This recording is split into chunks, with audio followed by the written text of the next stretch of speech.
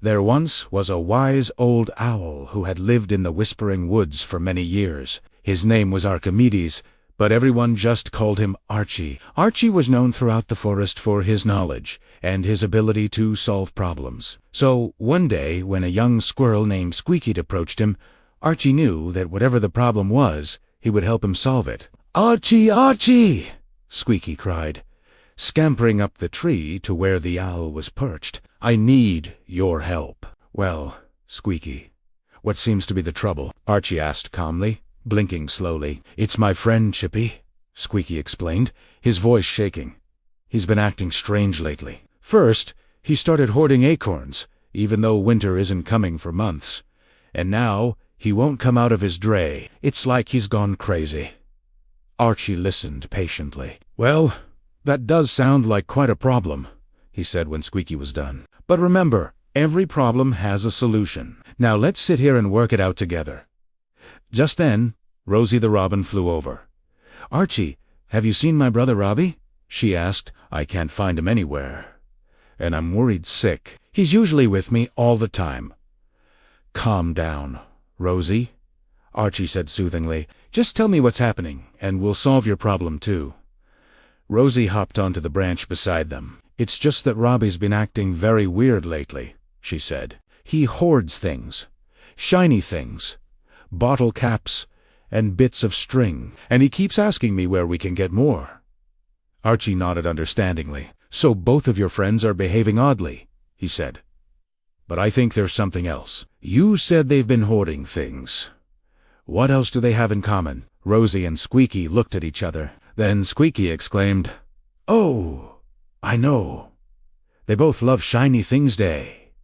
Archie blinked slowly. "Ah, yes, of course. Well, that explains it. Your friend Chippy is probably preparing for Shiny Things Day by collecting acorns to trade for shiny objects. Acorns are rare this year because squirrels forgot to bury them last fall. So Chippy knows they'll be valuable. As for your brother, Robbie," he said to Rosie, "well, he's probably doing the same thing. Yes, collecting bottle caps and string so he can get extra shiny things on Shiny Things Day."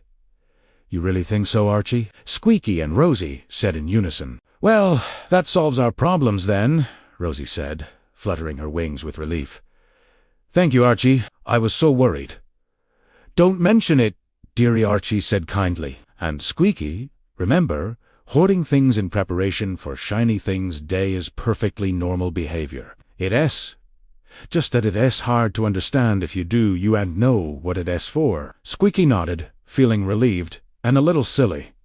"Thanks, Archie," he said, and off he went to find Chippy and explain about Shiny Things Day. As the sun dipped below the horizon, casting long shadows through the Whispering Woods, the animals gathered in the clearing for the annual celebration of Shiny Things Day were chattering teeth and clicking claws, rustling feathers and chirping wings. All the animals had brought something shiny to exchange with their neighbors: bottle caps, bits of string, pebbles, and jewels.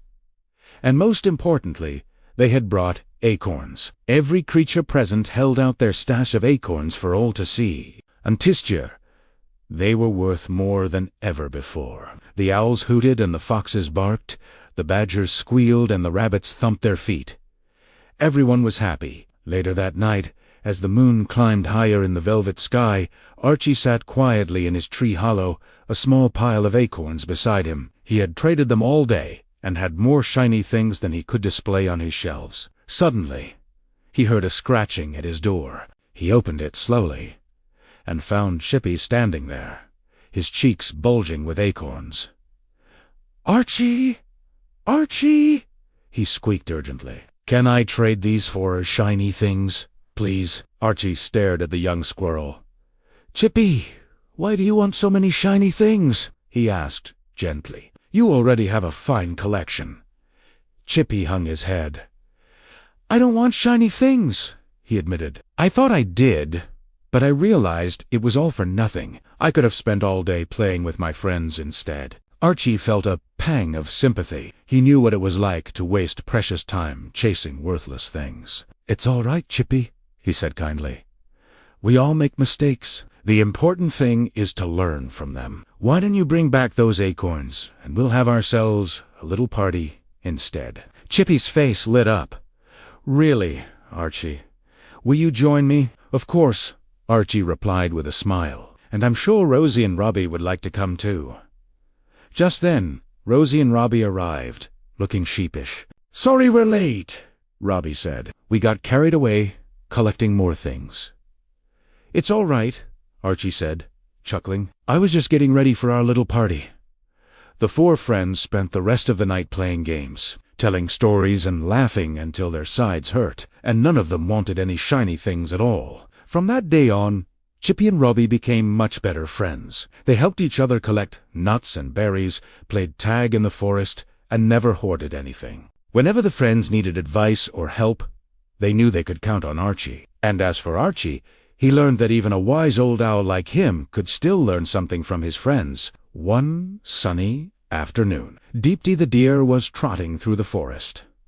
When she spotted a patch of bright red mushrooms growing beside a tree, they looked juicy and delicious, and Deepti couldn't resist. She took a bite, but after a few moments, she felt funny. Her legs wobbled and her eyes drooped. Before she knew it, she had fallen fast asleep. Just then, a sly fox named Finley crept out of the bushes. "Ha ha!" he said with a wicked grin. "Now I've got myself a tasty snack." He approached the sleeping deer cautiously, but just as he was about to pounce, a loud voice boomed through the trees. "Finley, leave her alone." It was Louis the lion, the king of the nearby pride. He had seen the whole thing and wasn't about to let the fox get away with it. Finley froze and slowly backed away. "But your majesty," he stammered, "I was just going to have a little snack." "This deer fell asleep on her own.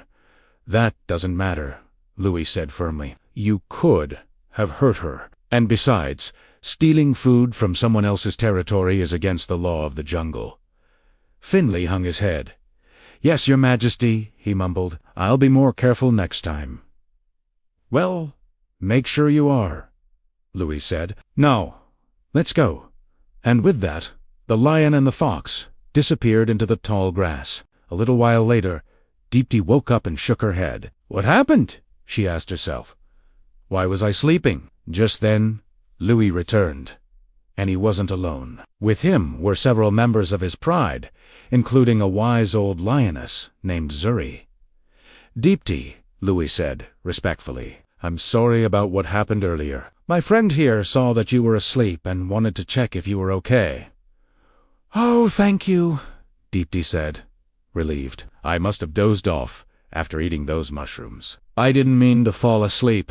"It's all right," Zuri said kindly. "But remember, there are dangers in the forest, and sometimes you need to rely on others to help you. You can't do everything on your own." Deepti nodded, touched by the lioness's words. "I understand," she said, "and I'm grateful to you and Louis for helping me. We're always here to help." Deepti Zuri said warmly, "After all, we're neighbors, and good neighbors always look out for each other." And wheat that. The lions ambled off into the trees, leaving Deepti to ponder the meaning of true friendship and the importance of relying on your neighbors.